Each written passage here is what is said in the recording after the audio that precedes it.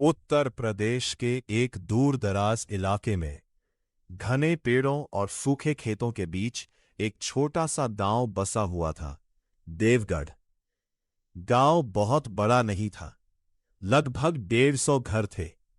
ज्यादातर घर कच्ची मिट्टी के बने हुए थे और उनके ऊपर खपरेल की पुरानी छतें पड़ी थीं।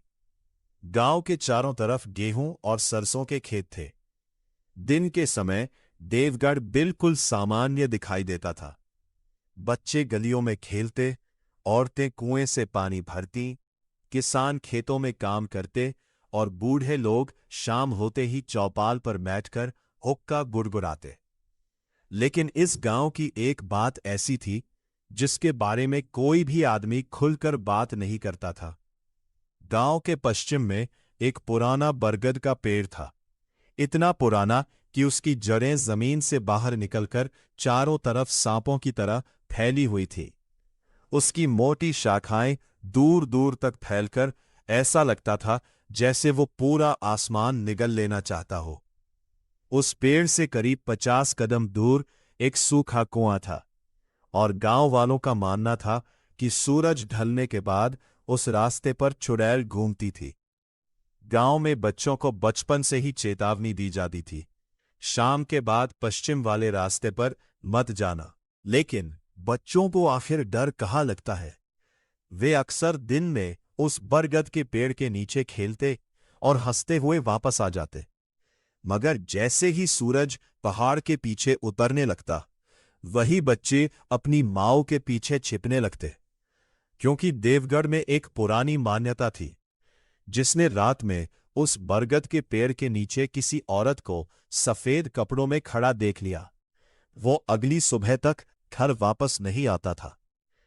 किसी ने कभी यह नहीं बताया कि वह औरत कौन थी। किसी को यह भी नहीं पता था कि वह कब से वहां थी। लेकिन हर कुछ साल बाद गांव में कोई न कोई गायब जरूर हो जाता था, और हर बार गायब होने वाले इंसान की आखिरी निशानी उसी बरगद के पेड़ के आसपास मिलती थी। कभी किसी की चप्पल, कभी गमछा, कभी टूटी हुई लालटेन और कभी-कभी सिर्फ खून के धब्बे। देवगढ़ में उसी समय एक युवक रहता था जिसका नाम था रघु। रघु करीब 28 साल का था। मजबूत शरीर, चौड़ा सीना और चेहरे पर हमेशा आत्मविश्वास रहता था। गांव में शायद ही कोई ऐसा काम हो जिससे वो डरता हो। रात में खेतों की रखवाली करनी हो, जंगल से लकड़ी लानी हो, या आधी रात को किसी बीमार आदमी को बैलगाड़ी से शहर ले जाना हो, रघु हमेशा तैयार रहता था। गांव के बूढ़े जब चुड़ैल की कहानी सुनाते तो रघु हंसकर कहता, अरे बाबा, आजकल चुड़ैल वुड़ैल कुछ नहीं होती, ये सब डराने की बातें हैं। उसका दोस्त मोहन भी उसकी हाँ में हाँ मिलाता। लेकिन गांव का सबसे बुजुर्ग आदमी बाबा हरिनाथ रघु की बात सुनकर हमेशा चुप हो जाता। एक दिन चौपाल पर रघु ने फिर मजाक किया, बाबा, आपने इतनी उम्र में चुड़ैल देखी है क्या?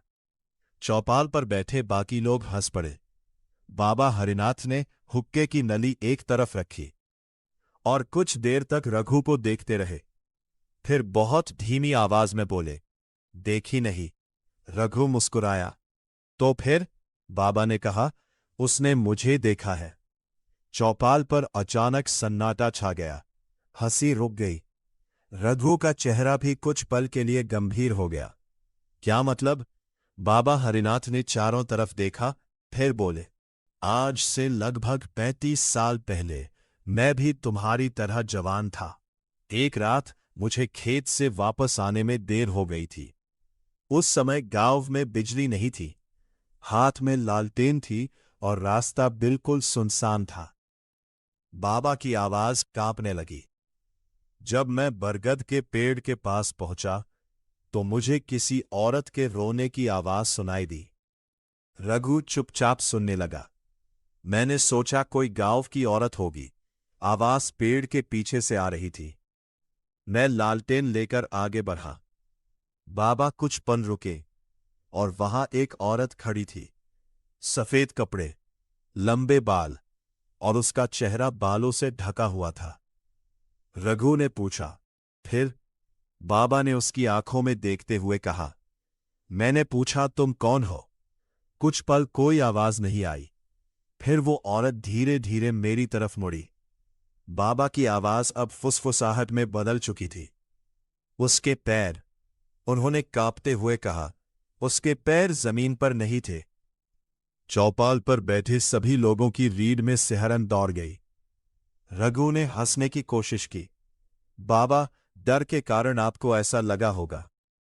बाबा ने सिर हिलाया। नहीं रघु। फिर उन्होंने कहा, क्योंकि उसके बाद उसने अपना चेहरा उठाया था। बाबा हरिनाथ ने कुछ पल आंखें बंद रखी, फिर बोले, चेहरा इंसान का नहीं था। उस रात रघु घर लौट आया। उसकी पत्नी सीमा ने खाना परोसा। सीमा ने पूछा, आज चौपाल पर क्या हो रहा था? सब लोग इतने चुप क्यों थे? रघु ने हंसते हुए कहा, कुछ नहीं। बाबा हरिनाथ फिर अपनी चुड़ैल वाली कहानी सुना रहे थे। सीमा के हाथ अचानक रुक गए। उसने रघु की तरफ देखा। कौन सी चुड़ैल? वही बरगद वाली। सीमा के चेहरे का रंग उड़ गया। तुमने उनसे उस बारे में बात क्यों की? रघु ने मजाक में कहा, क्या तुम भी डरती हो? सीमा ने कोई जवाब नहीं दिया। वह चुपचाप खाना परोसती रही। रघु ने गौर किया कि उसके हाथ कांप रहे थे। क्या हुआ? सीमा ने धीमे से कहा, आज शाम जब मैं कुएं से पानी भरने गई थी, मैंने वहां किसी को देखा था। रघु की मुस्कान गायब हो गई। कहा, बरगद के पास। रघु कुछ सेकंड चुप रहा, फिर बोला, किसे? सीमा ने धीरे से कहा, एक औरत। कैसी औरत? सीमा ने उसकी तरफ देखा। सफेद कपड़े पहने हुए। कमरे में अचानक खामोशी फैल गई। बाहर हवा चल रही थी। खपरेल की छत पर सूखे पत्ते सरसराने लगे। तुमने उसका चेहरा देखा? सीमा ने सिर हिलाया। नहीं। क्यों? सीमा ने कांपती आवाज में कहा, क्योंकि। वो कुछ पल चुप रही, फिर बोली, वो मेरी तरफ पीठ करके खड़ी थी। रघु ने राहत की सांस ली, लेकिन अगले ही पल सीमा ने ऐसी बात कही कि रघु के चेहरे से भी रंग उड़ गया। मैं वहां से वापस मुड़ी और घर आने लगी, लेकिन मुझे पीछे से किसी औरत की आवाज सुनाई दी। रघु ने पूछा, क्या कहा उसने? सीमा ने आंखें बंद कर ली और फिर बिल्कुल उसी आवाज की नकल करते हुए बोली, सीमा। रघु के शरीर में जैसे बिजली दौड़ गई। उसने तुम्हारा नाम लिया? सीमा ने सिर हिलाया। हां। फिर? सीमा की आंखों से आंसू निकल आए। मैंने पीछे मुड़कर नहीं देखा। मैं बस भागती हुई घर आ गई। रघु ने तुरंत दरवाजे की तरफ देखा। दरवाजा अंदर से बंद था, लेकिन उसी समय ठक, दरवाजे पर किसी ने दस्तक दी। दोनों पति पत्नी जम गए। कुछ सेकंड तक कोई आवाज नहीं हुई। फिर ठक ठक। इस बार दस्तक पहले से ज्यादा साफ थी। सीमा रघु के पास आकर खड़ी हो गई। कौन है? रघु ने आवाज लगाई। बाहर से कोई जवाब नहीं आया। रघु ने धीरे से। सीमा ने उसका हाथ पकड़ लिया। मत खोलो। रघु ने कहा, शायद कोई पड़ोसी होगा। लेकिन तभी बाहर से एक और आवाज आई, बहुत धीमी, बहुत मीठी औरत की आवाज। रघु। रघु के पैर वहीं रुक गए। सीमा ने उसका हाथ कसकर पकड़ लिया, क्योंकि दोनों जानते थे इस समय उनके घर के बाहर कोई पड़ोसी नहीं हो सकता था। गांव में हर कोई अपने घर के अंदर जा चुका था, और वो आवाज उसी औरत की थी जिसे सीमा ने शाम को बरगद के पास देखा था। फिर बाहर से वही आवाज आई, दरवाजा खोलो रघु। रघु की सांसें तेज हो गईं। उसने दरवाजे की ओर देखा। नीचे दरवाजे के छोटे से खाली हिस्से से बाहर की जमीन दिखाई दे रही थी। वहां चांदनी पड़ रही थी, और उसी चांदनी में एक जोड़ी पैर दिखाई दिए। नंगे पैर, लेकिन वे पैर उल्टी दिशा में मुड़े हुए थे। रघु का गला सूख गया। सीमा ने उसकी बाह पकड़कर फुसफुसाते हुए कहा, रघु, वो इंसान नहीं है, और तभी बाहर खड़ी उस चीज ने बहुत धीरे से हंसना शुरू किया। ही हंसी धीरे धीरे तेज होती गई। फिर अचानक दरवाजे पर इतनी जोरदार चोट पड़ी कि पूरा घर कांप उठा। धड़ाम!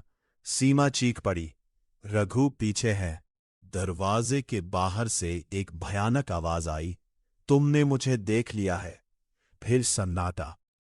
कुछ सेकंड तक कुछ नहीं हुआ। रघु ने हिम्मत करके दरवाजे के नीचे देखा। वहां अब कोई पैर नहीं थे।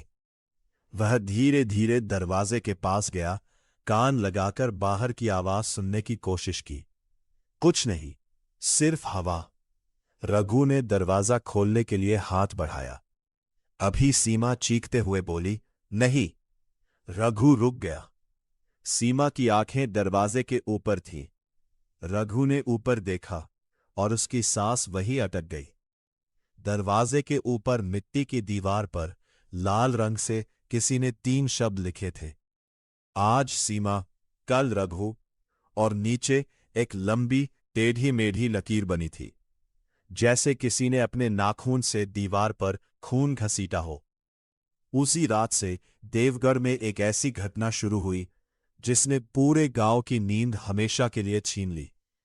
क्योंकि अगली सुबह बरगद के पेड़ के नीचे एक चीज मिली थी, और उसे देखते ही बाबा हरिनाथ ने गांव वालों से सिर्फ इतना कहा, अब वह वापस आ गई है। और इस बार उसका निशाना सिर्फ एक घर नहीं है, पूरा गांव उसके साए में है।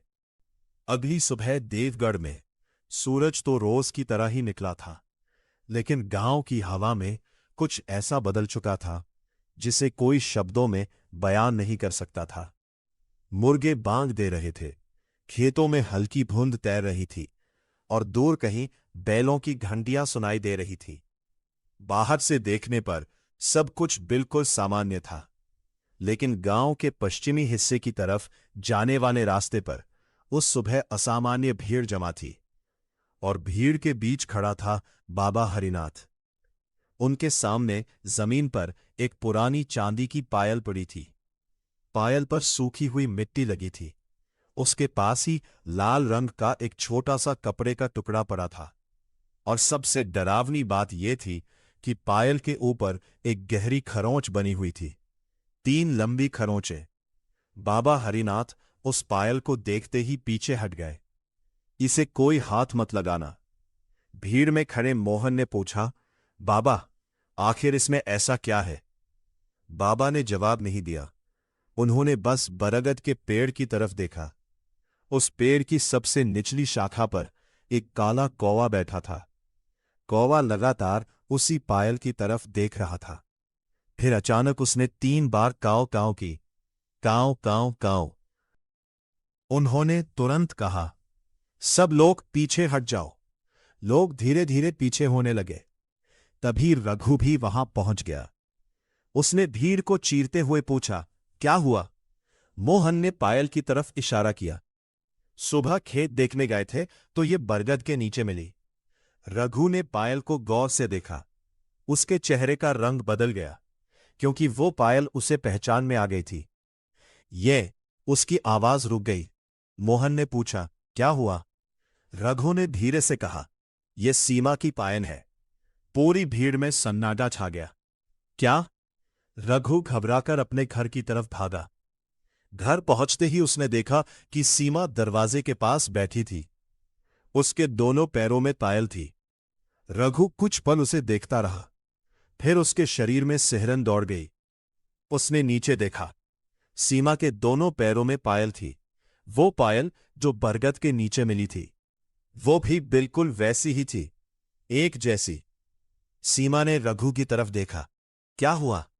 रघु कुछ बोल नहीं पाया। फिर उसने पूछा, तुम्हारी पायल रात में उतरी थी क्या? सीमा ने हैरानी से कहा, नहीं। पक्का? हाँ। रघु ने बरगद के नीचे मिली पायल की बात बताई। सीमा के चेहरे से खून। फिर उसने कांपती आवाज में कहा, रघु, अगर मेरी पायल मेरे पैरों में है तो बरगद के नीचे मेरी दूसरी पायल कौन छोड़कर गया? रघु के पास इसका कोई जवाब नहीं था। उसी समय बाबा हरिनाथ भी वहां पहुंच गए। उन्होंने सीमा को देखा और तुरंत बोले, तुम्हें आज रात अकेला नहीं छोड़ना। सीमा ने पूछा, क्यों बाबा? बाबा ने उसकी आंखों में देखते हुए कहा, क्योंकि जिसने तुम्हारा नाम पुकारा है वह अब तुम्हें पहचान चुकी है। रघु ने गुस्से में कहा, बस कीजिए बाबा, आखिर है कौन वो? बाबा चुप रहे। रघु ने फिर पूछा, आप सब जानते हैं कौन थी वो औरत? क्यों बरगद के पास जाती है? और हर कुछ साल बाद गांव से कोई इंसान क्यों गायब होता है? बाबा ने गहरी सांस ली। फिर उन्होंने कहा, आज रात मेरे घर आना, मैं तुम्हें सब बताऊंगा। उस रात गांव में असामान्य सन्नाटा था। आसमान पर बादल छाए हुए थे। चांद कभी बादलों के पीछे छिप जाता और कभी अचानक निकलकर पूरे गांव को फीकी सफेद रोशनी से भर देता। रघु और मोहन बाबा हरिनाथ के घर पहुंचे। बाबा ने दरवाजा बंद किया, फिर घर की सभी खिड़कियां अंदर से बंद कर दी। उन्होंने मिट्टी के दिए के पास बैठते हुए कहा, आज जो मैं तुम्हें बताने वाला हूं वो बात मेरे अलावा सिर्फ 2 लोग जानते थे। मोहन ने पूछा, कौन? बाबा ने कहा, एक अब इस दुनिया में नहीं है, और दूसरा, उन्होंने कुछ पल रुककर कहा, पागल हो चुका है। रघु चुपचाप बैठ गया। बाबा ने अपनी पुरानी संदूकची खोली। उसमें कपड़ों के नीचे एक पुरानी तस्वीर रखी थी। उन्होंने तस्वीर बाहर निकाली। तस्वीर में करीब 20-25 साल की एक सुंदर औरत खड़ी थी। उसके लंबे बाल थे, माथे पर बड़ी लाल बिंदी और चेहरे पर अजीब सी मुस्कान। मोहन ने तस्वीर देखते ही पूछा, ये कौन है? बाबा ने कहा, नाम था चंद्रा। करीब 40 साल पहले वो इसी गांव में रहती थी। रघु ने पूछा, फिर? बाबा की आंखें नम हो गईं। उसका पति बहुत गरीब था। एक रात दोनों में झगड़ा हुआ। उसके बाद चंद्रा घर से निकल गई और फिर कभी वापस नहीं आई। मोहन ने पूछा, मर गई? बाबा ने सिर हिलाया, यही तो कोई नहीं जानता। लेकिन 3 दिन बाद उसका शव सूखे कुएं के पास मिला था। रघु ने धीमे से पूछा, किस हालत में? बाबा ने उसकी तरफ देखा। उसका गले पर निशान थे, और सबसे अजीब बात, बाबा कुछ पल चुप रहे। उसके पैरों की हड्डियां उल्टी दिशा में मुड़ी हुई थी। कमरे में अचानक ठंडी हवा चली। दिए की लौ कांपने लगी। मोहन ने डरते हुए खिड़की की तरफ देखा। खिड़की बंद थी। फिर बाबा बोले, गांव वालों ने उसका अंतिम संस्कार कर दिया। लेकिन उसी रात बरगद के पेड़ के पास किसी औरत के रोने की आवाज सुनाई दी। रघु ने पूछा, क्या वो चंद्रा की आत्मा थी? बाबा ने कहा, शायद, लेकिन बाद में पता चला कि चंद्रा की मौत हादसा नहीं थी। रघु आगे झुक गया। तो किसने मारा था? बाबा ने उसकी तरफ देखा। उनकी आंखों में डर था। गांव के 4 लोगों ने। क्यों? क्योंकि चंद्रा पर चुड़ैल होने का आरोप लगाया गया था। मोहन ने धीरे से पूछा, और उन 4 लोगों का क्या हुआ? बाबा ने तस्वीर वापस संदूक में रखते हुए कहा, चारों की मौत अलग अलग तरीके से हुई। एक नदी में डूबा, एक पेड़ से लटका मिला, तीसरे की लाश कुएं में मिली, और चौथा बाबा की आवाज कांप गई। चौथा आदमी अपनी मौत से पहले सिर्फ एक ही बात बोलता रहा था। रघु ने पूछा, चंद्रा चुड़ैल नहीं थी। वो कहता था, हमने उसे चुड़ैल बनाया था। कमरे में सन्नाटा छा गया। उसी क्षण बाहर से किसी बच्चे के रोने की आवाज आई। रघु तुरंत उठ खड़ा हुआ। बाहर कौन है? बाबा ने उसका हाथ पकड़ लिया। बैठ जाओ। लेकिन बाहर बच्चा रो रहा है। बाबा ने डरते हुए कहा, इसीलिए मत जाना। रोने की आवाज फिर आई, इस बार बिल्कुल साफ। बचाओ। रघु दरवाजे की तरफ बढ़ा। मोहन ने भी उसे रोकना चाहा, लेकिन तभी रोने की आवाज अचानक बदल गई। वो बच्चे की आवाज नहीं रही। वो एक औरत की आवाज बन गई, और बाहर से किसी ने कहा, रघु। तीनों आदमी पत्थर की तरह जम गए। फिर आवाज आई, तुम्हें सच जानना है ना? रघु ने बाबा की तरफ देखा। बाबा की आंखों से आंसू निकल आए। उन्होंने फुसफुसाकर कहा, वो आ गई। फिर दरवाजे के बाहर किसी ने अपने नाखूनों से लकड़ी को धीरे धीरे खुरचना शुरू किया। खर खर खर। और उसी समय बाबा की संदूकची अपने आप खुल गई। उसमें रखी पुरानी तस्वीर जमीन पर गिर पड़ी। लेकिन तस्वीर देखकर उसकी चीख निकल गई। कुछ ही मिनट पहले तस्वीर में चंद्रा के चेहरे पर मुस्कान थी। अब तस्वीर में उसके चेहरे पर मुस्कान नहीं थी। उसकी आंखें पूरी तरह काली थीं और उसके होठों के नीचे लाल अक्षरों में सिर्फ एक शब्द लिखा था, रघु।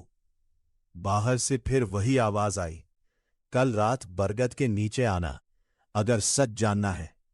फिर अचानक दरवाजे पर जोरदार चोट पड़ी। धड़ाम। दिया बुझ गया। पूरा कमरा अंधेरे में डूब गया और अंधेरे में किसी औरत की बहुत धीमी हंसी सुनाई दी। ही। उस रात देवगढ़ के 3 आदमियों को पहली बार एहसास हुआ, जिसे वे सिर्फ एक पुरानी कहानी समझते थे, वह कहानी नहीं थी, वह इंतजार कर रही थी। और अब उसने रघु को अपना अगला शिकार चुन लिया था। बाबा हरिनाथ के घर में अंधेरा छाया हुआ था। दिया बुझ चुका था। बाहर हवा इतनी तेज चल रही थी कि खपरेल की छत से सूखे पत्ते उड़कर दीवारों से टकरा रहे थे। लेकिन उन तीनों के कानों में सिर्फ एक आवाज गूंज रही थी, रघु। कुछ पल तक किसी में बोलने की हिम्मत नहीं हुई। रघु ने कांपते हाथों से माचिस जलाई। पहली तीली हवा में बुझ गई। तीसरी बार जब उसने तीली जलाई तो छोटी सी लौ के उजाले में बाबा हरिनाथ का चेहरा दिखाई दिया। बाबा की आंखें दरवाजे पर टिकी थी। बाबा ने फुसफुसाकर कहा, वह अभी बाहर है। मोहन ने पूछा, कौन? बाबा ने जवाब दिया, चंद्रा।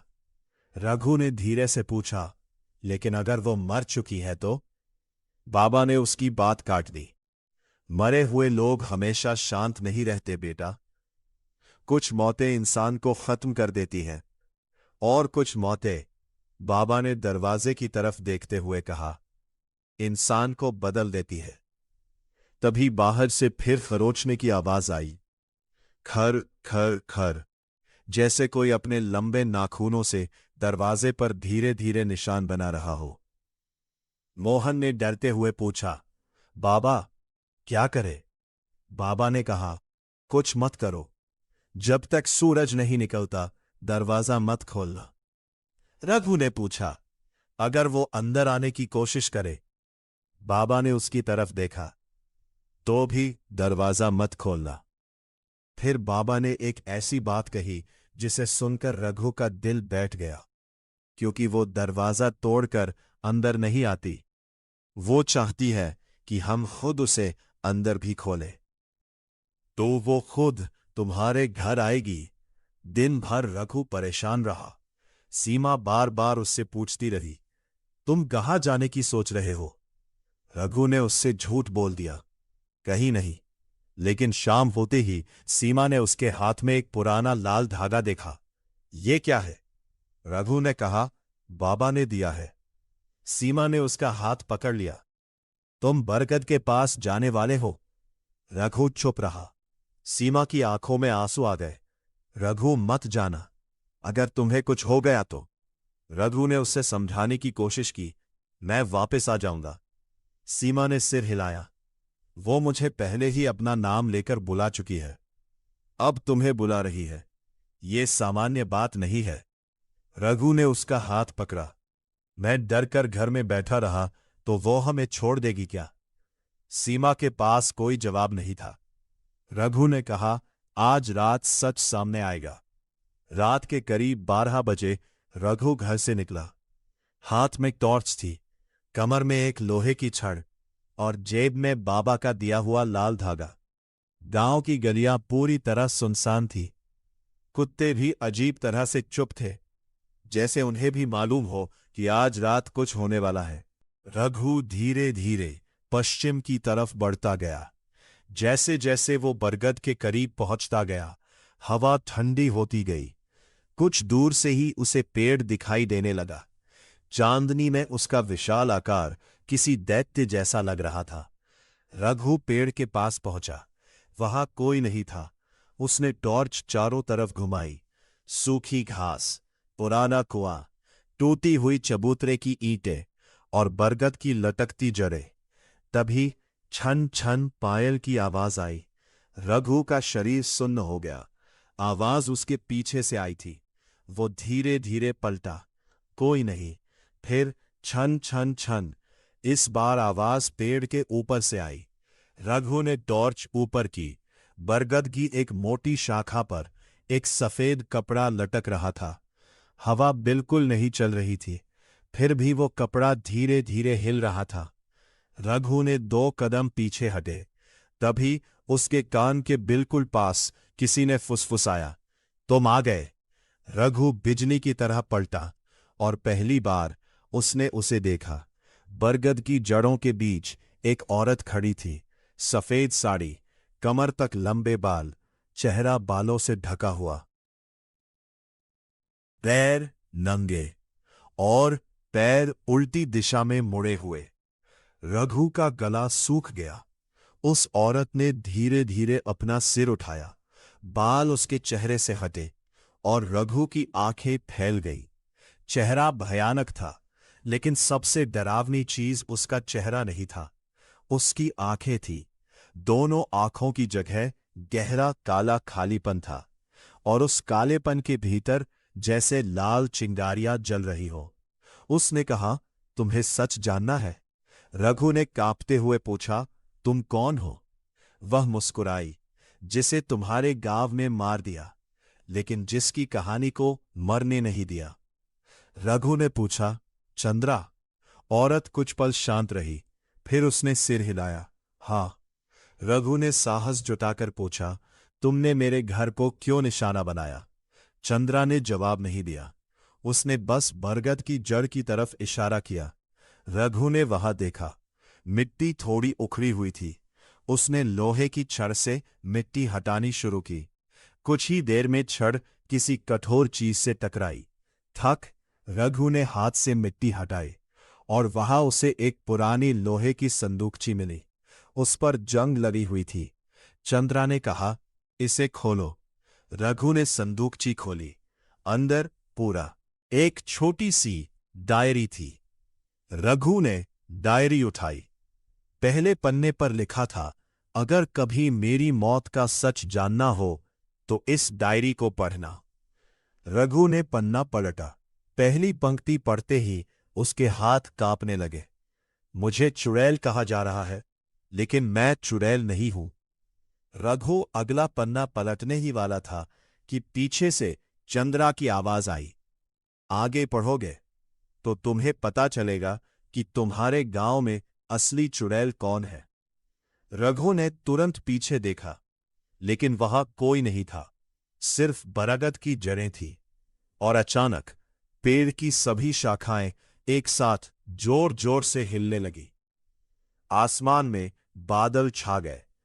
रघु ने डायरी को सीने से लगाया और पीछे हटने लगा। तभी सूखे कुएं के अंदर से किसी आदमी की चीख सुनाई दी, रघु भागो! रघु जम गया। वह आवाज बाबा हरिनाथ की थी। रघु ने कुएं में झांका। अंदर घुप अंधेरा था। फिर उसी अंधेरे से 2 लाल आंखें ऊपर उठीं और एक भारी आवाज गूंजी, बहुत देर हो चुकी है। अचानक किसी ने रघु के पीछे से उसके कंधे पर हाथ रखा। रघु ने डर कर पीछे देखा और जो चेहरा उसके सामने था, उसे देखकर उसके हाथ से डायरी जमीन पर गिर गई। वह किसी बूढ़ी औरत का चेहरा था, जिसकी गर्दन असंभव तरीके से एक तरफ मुड़ी हुई थी। और वह बूढ़ी औरत मुस्कुराकर बोली, चंद्रा से सच सुनने आए हो? फिर उसकी आवाज अचानक बदल गई, तो पहले मेरा सच सुनो। और बरगद के नीचे अंधेरे में एक साथ कई औरतों की हंसी गूंज उठी। ही। उस रात रघु को पहली बार समझ आया, देवगढ़ में सिर्फ एक चुड़ैल की कहानी नहीं थी। वहां एक से ज्यादा आत्माएं थी, और चंद्रा शायद उनमें सबसे खतरनाक नहीं थी। बरगद के नीचे रघु खड़ा था।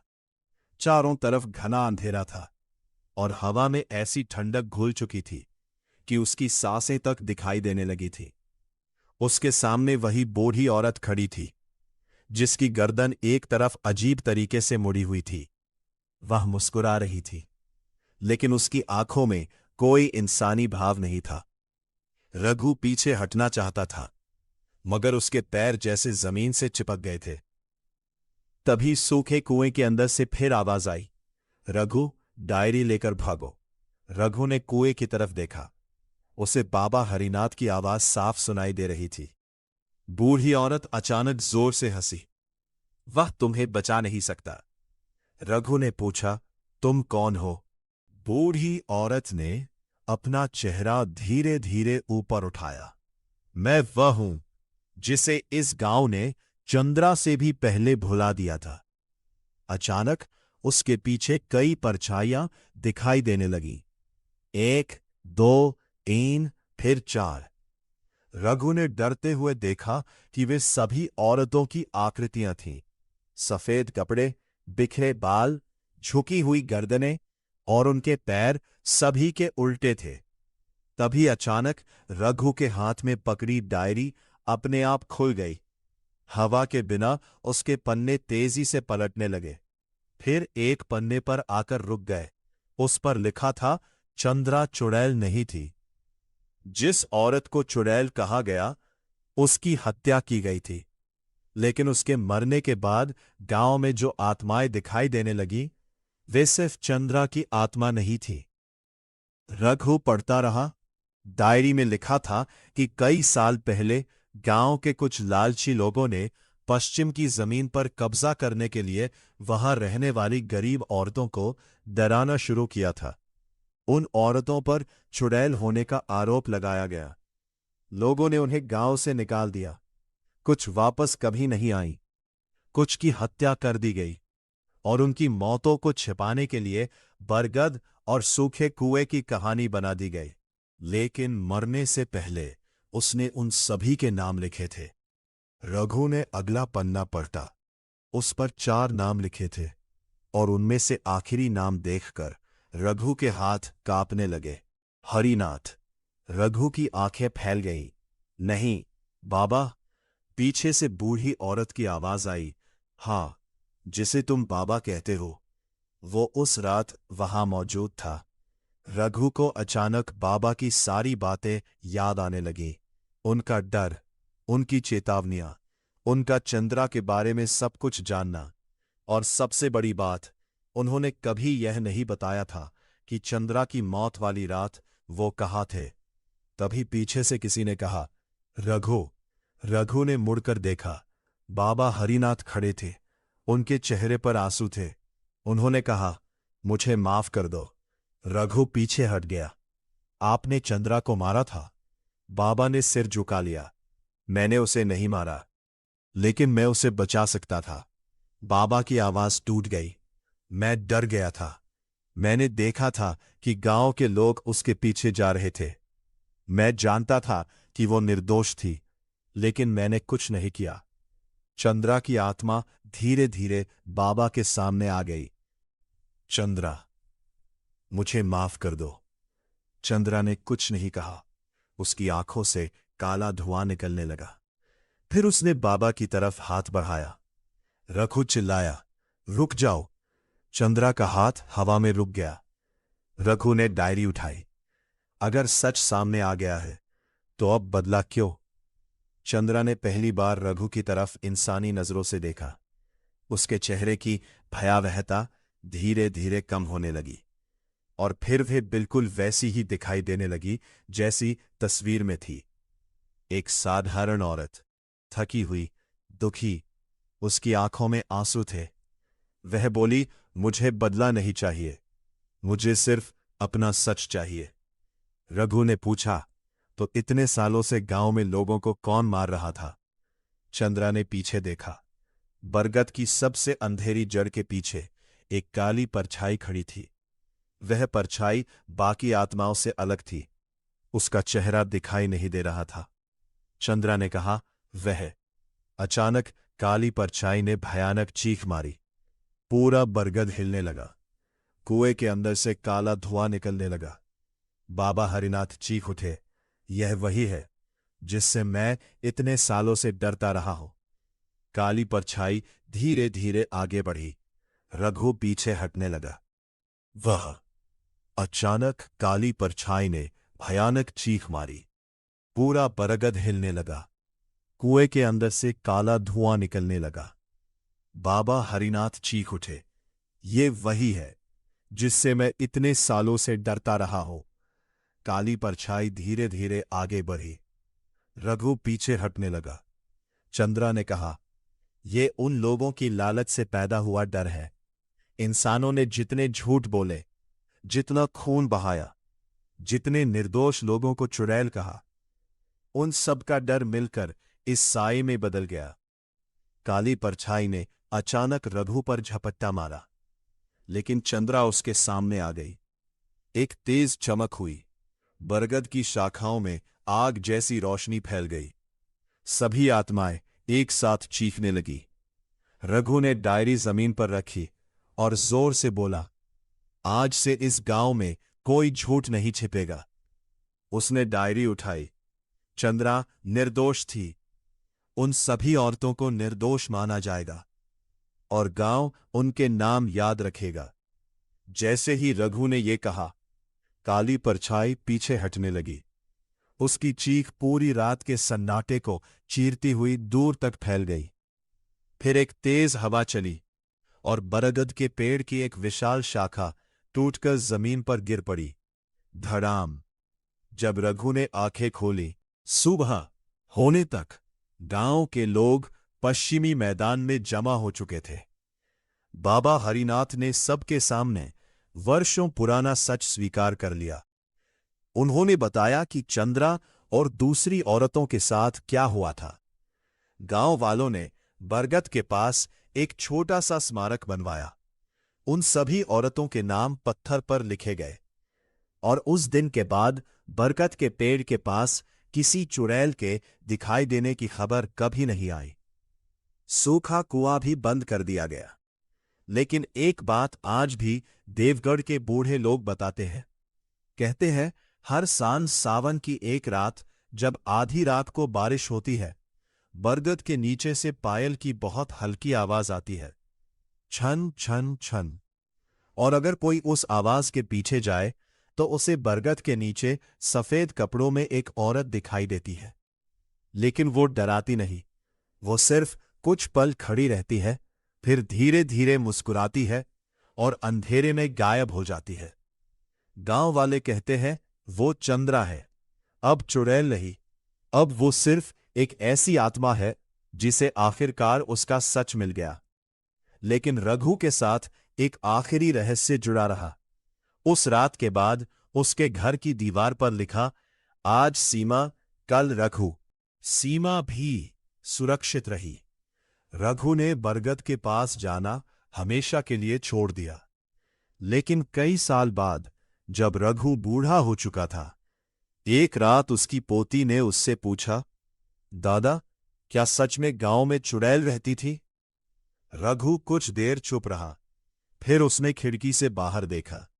दूर बरगद का पेड़ चांदनी में दिखाई दे रहा था। रघु मुस्कुराया और बोला, बेटी, चुड़ैल से ज्यादा खतरनाक इंसान का झूठ होता है। बच्ची ने पूछा, और चंद्रा? रघु ने धीमे से कहा, वो चुड़ैल नहीं थी, वो इंसाफ का इंतजार कर रही थी। उसी समय बाहर से बहुत हल्की आवाज आई, छन छन। रघु की मुस्कान गायब हो गई। उसने खिड़की की तरफ देखा। बरगद की सबसे ऊंची शाखा पर एक सफेद कपड़ा हवा में लहरा रहा था और उसके नीचे कुछ पल के लिए एक औरत की परछाई दिखाई दी। रघु उठकर खिड़की तक गया, लेकिन वहां कोई नहीं था। सिर्फ हवा थी और दूर कहीं पायल की आखिरी आवाज, छन। फिर सब शांत हो गया। समाप्त।